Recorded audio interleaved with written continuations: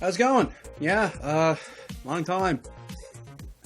I've been busy with life. A lot of things in the way. I'm not going to go on personal stuff because really airing personal laundry over stuff like YouTube and drama. Especially what we've seen lately with drama with different YouTubers and YouTubers who thrive on drama. Really, it doesn't wash well with me. I don't like airing public dirty laundry. So, I'm just going to move on to things. Things are getting back on track for my life, so I thought I would go ahead and start making videos again. It's going to be a mixture of stuff on the channel now, vlogging. The Raspberry Pi stuff really is going to be more forthcoming now. I got a project right now, the parts are out on the table. I don't want to show anything off until everything is here. I'm still waiting on the parts from the mail. And there's going to be a nice, fairly decent project on the go for the Raspberry Pi. As well, I got a Chromecast. You can see it up here in the background.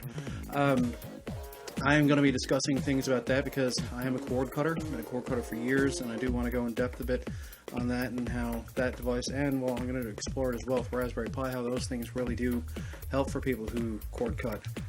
Today, though, I'm going to talk about PC building out of necessity. Myself, personally, I just got myself a half-decent gaming PC I made. About a year ago, I was using this laptop here.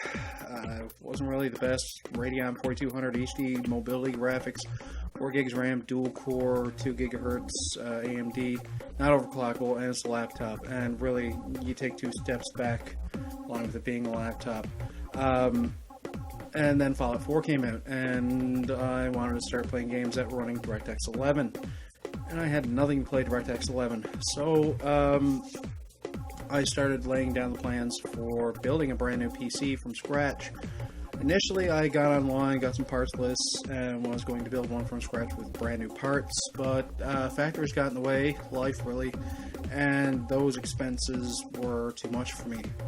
Around Christmas time, I had an old Dell Pentium 4, 3 gigahertz, hyper-threaded. I was running a NVIDIA 9800 GTX video card in it, 4 gigs of RAM.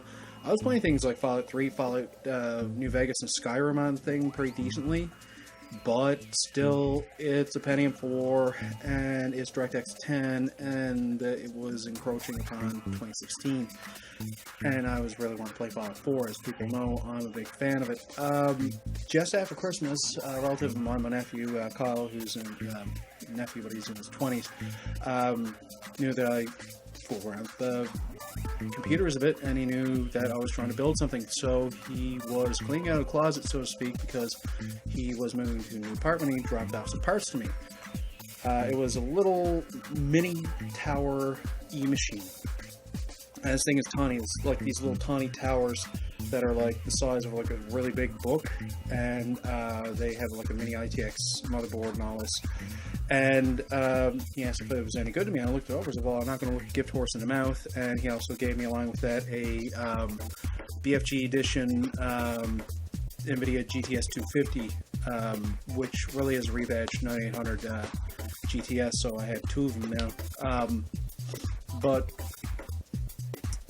I discovered the E-Tower wouldn't fire, so I gutted everything out, and I threw it in an old compact ATX case I had, because Mini ITX is compatible form factor-wise with ATX, so I threw it all into the tower, and because it was a slim tower, it can now take the full-size 6-pin PCI Express 16X card, and so I threw that in there. There were 3 gigs of RAM, it was dual-core Athlon 2 X2 220, did a fresh install of Windows 7 64-bit because it was only running 32-bit for some reason, and when you're gaming, 32-bit is useless in this day and age because a lot of games demand 8 gigs of RAM, and 32-bit won't run 8 gigs of RAM. Neckbeards in the comment section, please spare me.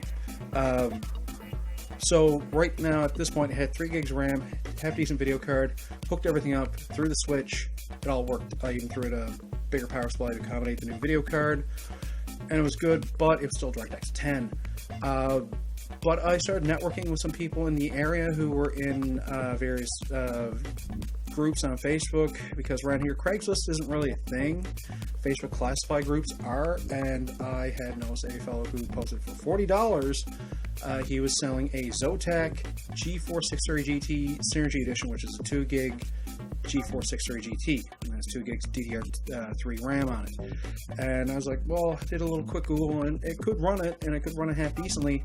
So I asked him if he could hold it on to me, catch it a little tight, could you wait a couple days? And then we got talking. He said, well, what do you got to trade? And I told him about the two 9800s that I had. He said, well, I'll tell you what. He said, trade me those two, I'll give you the card, and I'll throw in a 2 gig stick of DDR3 1600 megahertz RAM. And I was like, cool. So the next day he was up.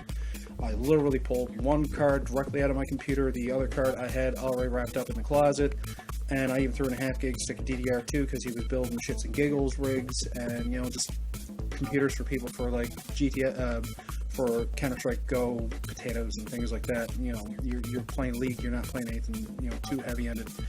And he gave me the card and the RAM, threw everything in, booted it up, worked quite well, installed the latest drivers, and then I installed Fallout 4.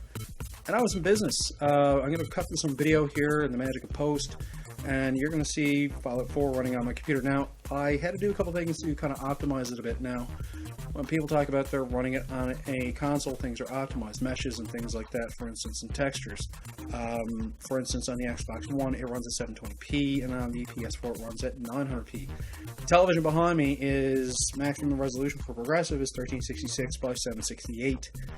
So I'll be running 720p if I'm lucky, and a little bit more. I'm not going to be running 1080. Definitely not going to be running 4K. And the thing is, the game's textures are 2 and 4K. So I actually went on Nexus, which I've done before for beautifying my Fallout 3, New Vegas, and Skyrim games, and I found optimized texture packs and length and distance packs and installed those. I haven't done anything else. There were people that when the week that the game came out, they were running low spec things that pretty much made it look like they were running it with modeling clay, and it was about 400p, and I just, no, I'm not that desperate for the game. And most times they're running that through pure CPU emulation and DX11 hardware. I was able to do a bit better than that. Now, this computer really, at its basis, is a real Linus Tech Tips Scrapyard Wars machine. I'm running the game below minimum specs, and these are the specs. The motherboard is a mini ITX from a eMachines 1352, which has one PCI Express 16X slot, one PCI Express 1X slot, 2 DDR3 RAM slots. Right now I'm running 4 megs.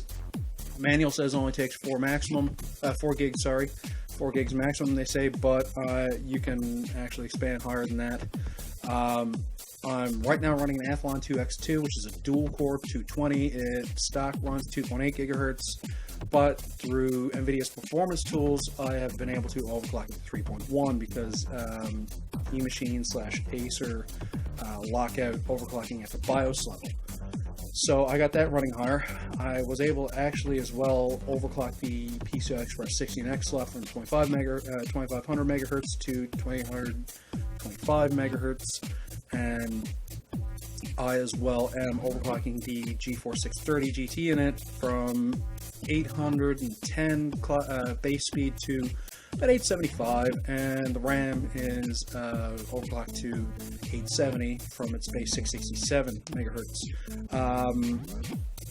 The hard drive that came with the eMachine, a 500 gig hard drive, failed on me about a month and a half in. I actually had to use a cloning program and actually had to haul the hard drive out of this and then clone it onto this hard drive. Thankfully, I had 120 gig going around that I was able to throw in this thing.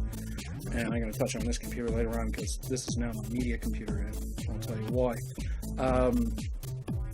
I got Windows 7 running on it, but I have the thing set up to boot so it boots directly into Steam Big Picture mode. All my games, even my non-Steam games, are now set up to be able to be opened up through Steam Big Picture, and I can use my controller for most everything. I also added a lot of fans. The case itself is a compact Rosero 6000 series case. This was a Pentium 4 machine, but everything was standard on. So it's a ITX case, front ports just connecting to the USB pins on the motherboard of any standard motherboard. Takes standard ATX power supplies, things like that. Power supply is just a cheap Kentech 680 watts, been serving me quite nicely for the last couple of years. And yeah, I've got another 60mm fan inside that's sucking air in, and another very small 40mm fan, and that's pointed directly at the video card. So besides the video card's own fan and heatsink, it's blowing the heat off, and I'm actually getting about a 20 degrees Celsius drop in temperature. Not liquid cooling here, mind you. The overclock on the CPU is a bit warm, about 50 degrees Celsius. But this thing is running fairly stable, and I'm running a game that requires usually a quad-core DX11 card and 8 gigs of RAM, 4 gigs of RAM with dual core, and a low to mid-range, well, mid-range being a bit generous, but a low-range video card, and I'm running it quite nicely. Now, it is dual core, so it's not able to as fluidly load levels in areas when I get into them. Sometimes it does take a little longer, although the GPU RAM overclock does help a lot. I am going to be upgrading to a quad-core Athlon. It's cheap. It doesn't have L3 cache, but it will do the job. The kicker is, except for the power supply, I didn't pay for a thing on this computer. The case was a computer somebody dropped off to me back in October. I wanted to know if I could do anything with it, so I gutted it, and I had another. They gave me 2 computers actually. Gutted them both, parted them all out, built up a decent little Pentium 4 rig for my friend's son for Christmas, who wanted a machine that could play Minecraft and it could play emulators and use a controller. So they could do that for him. So I was left with this nice compact size case. The Pontiac I had bought for another build initially, the power supply, and I swapped it in this.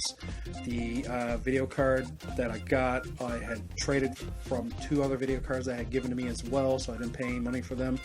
Now, the hard drive that's in it now came from a laptop that I had laying around that I did buy, but I bought this laptop like 5 years ago, so it really doesn't count. And there's a Caviar Blue from Western Digital, so it's a decent hard drive upgrade, although even as a 2.5 inch from the 3.5 inch Hitachi that just died at one point. But I was able to do a bare metal restore using a program called Redo Backup, which is bare metal. It just, instead of having to back up what I could and reinstall Windows on another hard drive, I was able to actually, it took about 6 hours, but I was able to actually create a backup on an external drive and then restore the backup to a new drive, which was pretty cool. Worked quite well. All in total, I'd say I spent about $60 on a computer. That's not much. And I'm playing games like Fallout 4.